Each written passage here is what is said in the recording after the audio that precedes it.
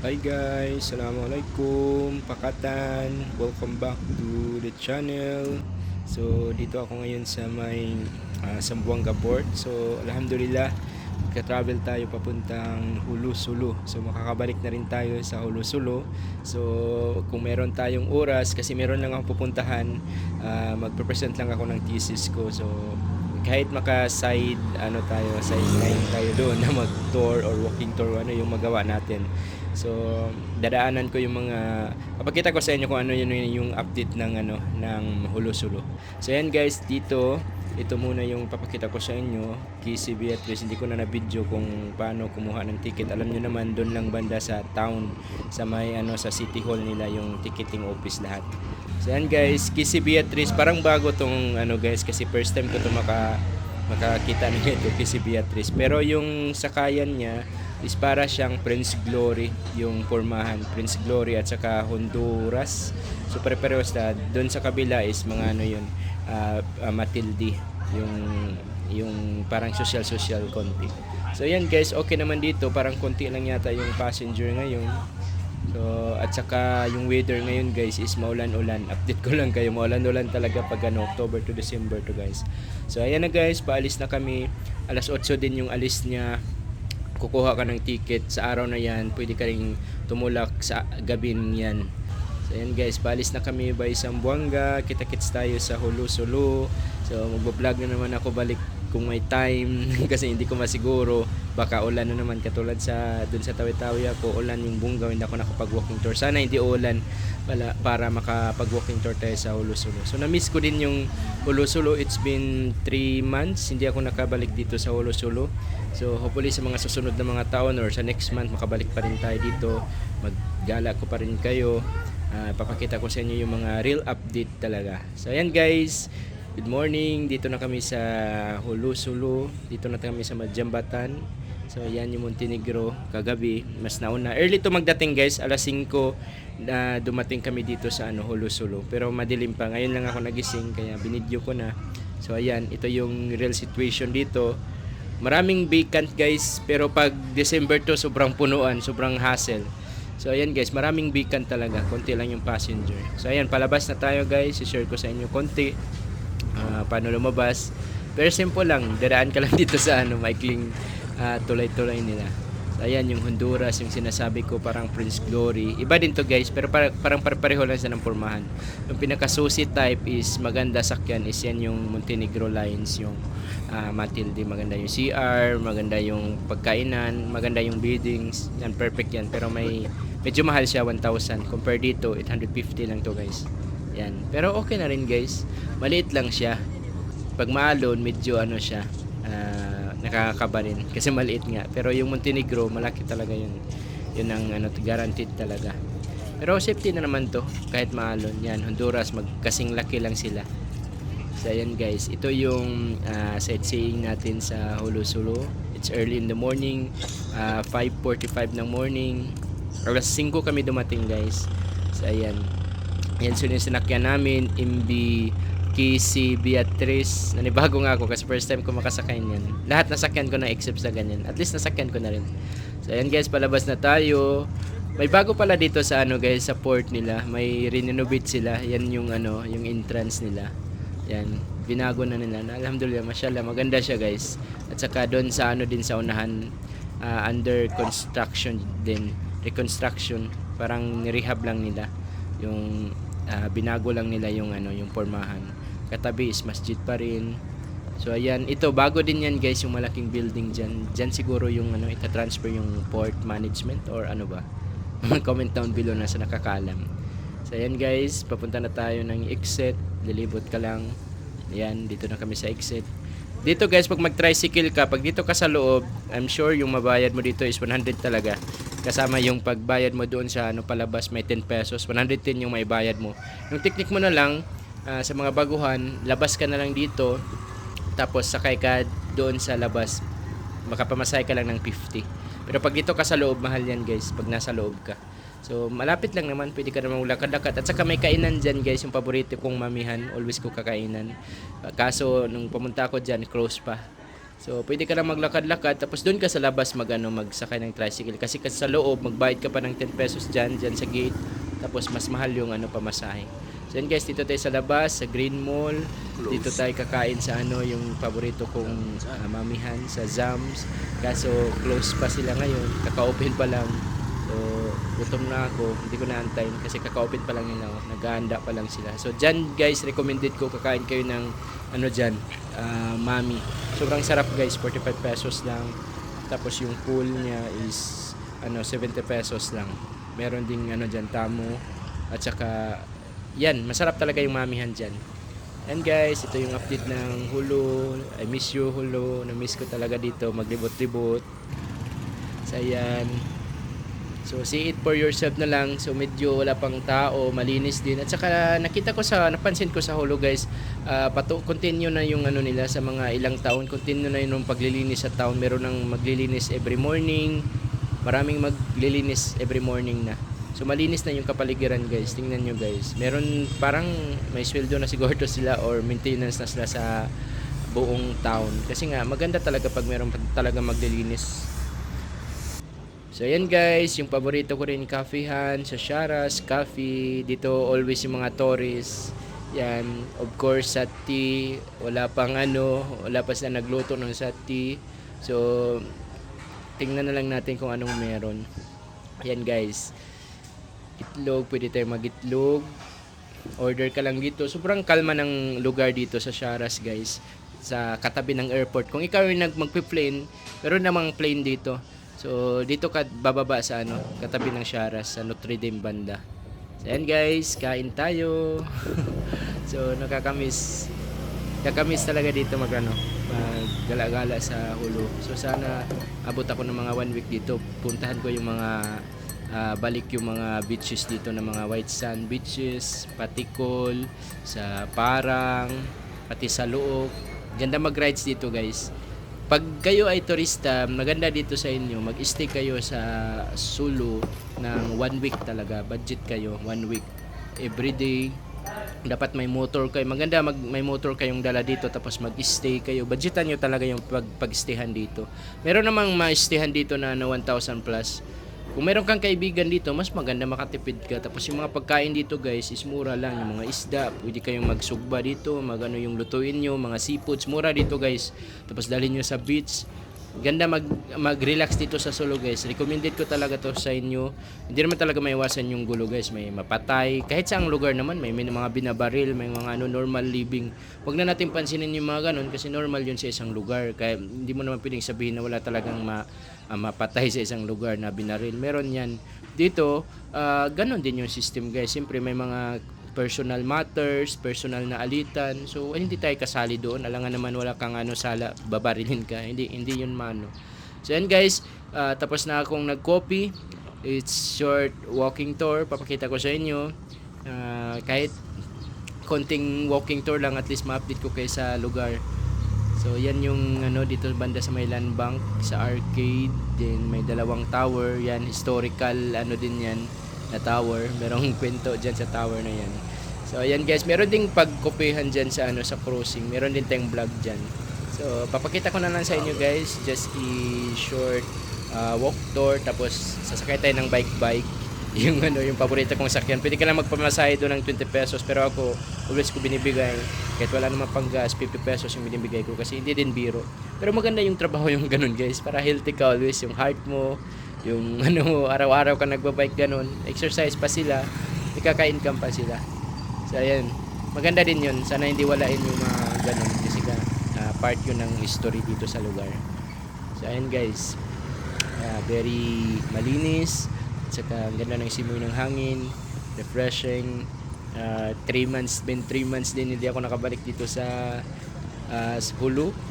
So ayan, pwede ka mag-tricycle, 50 pesos yung tricycle dito, 30 pesos, 40 pesos, depende sa iyo. 30 pesos papuntang market, dito lang within the town. Pero pag lalagpas ka doon sa ibang parang 50 yata or 60, depende na sa iyo.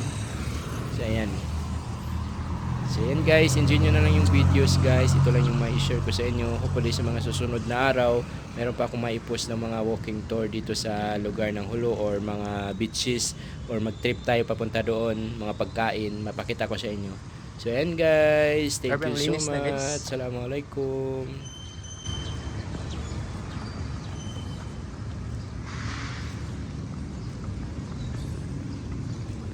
Oh, linis.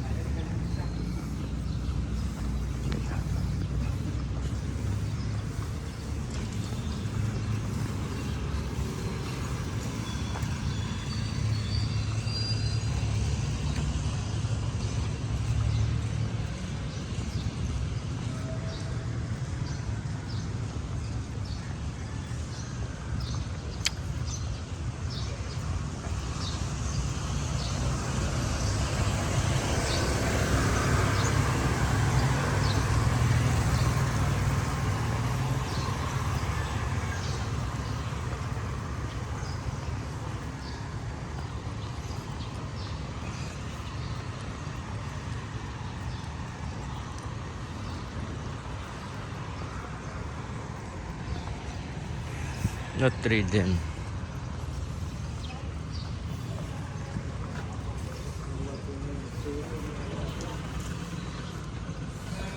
Andun.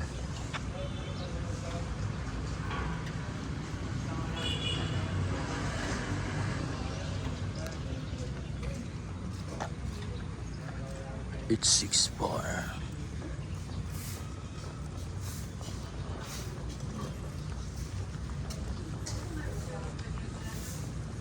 Lubot kita guys.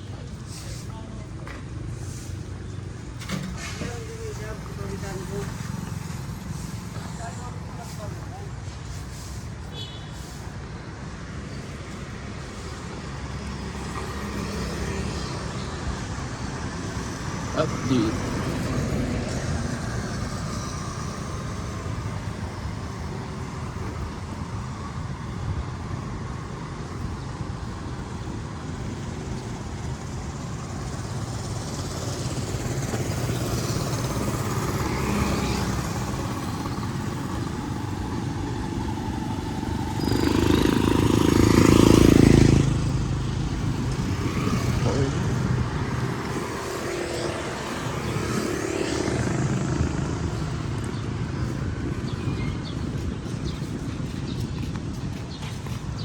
Public mo. Parang against the light. It's early in the morning. 6. An update. It's early in the morning.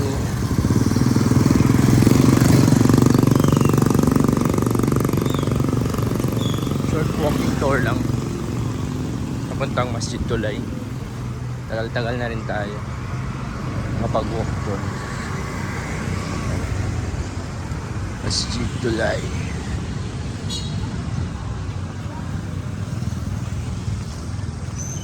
Pag doon ka papunta, hindi against the light siya. Pauwi. Close pa halos mga tindahan guys. Close pa. Close pa.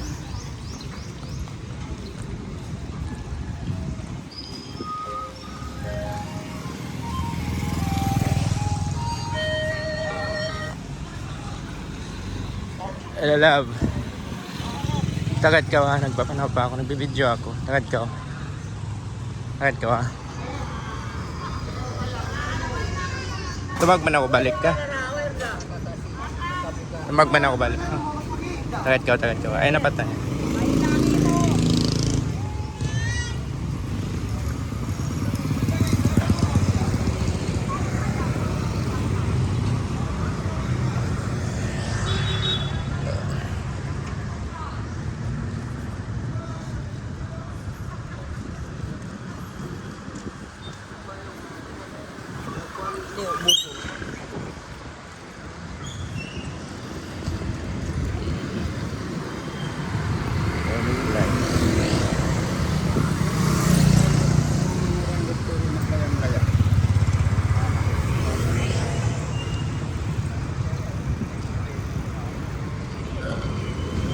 ka.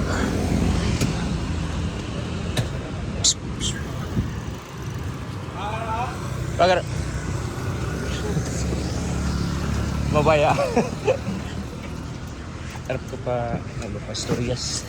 Barangay Hall. Hindi na kita lumabaya.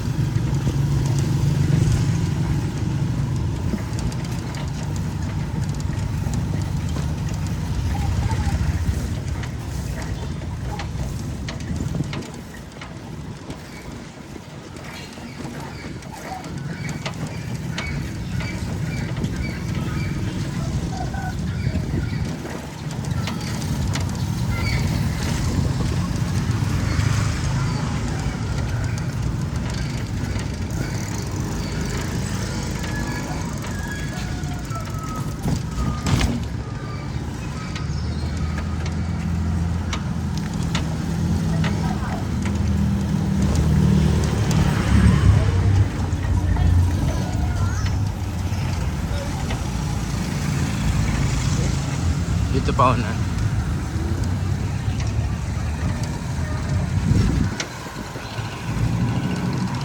Provincial.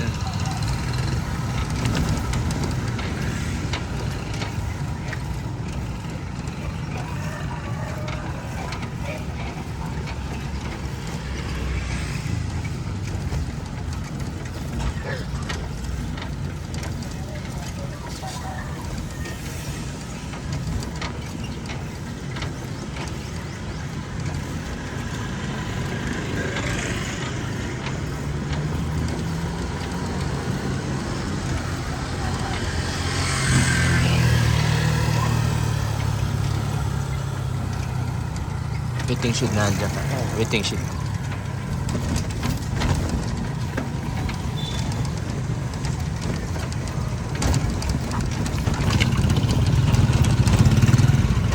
Diinan. Diinan. Diinan.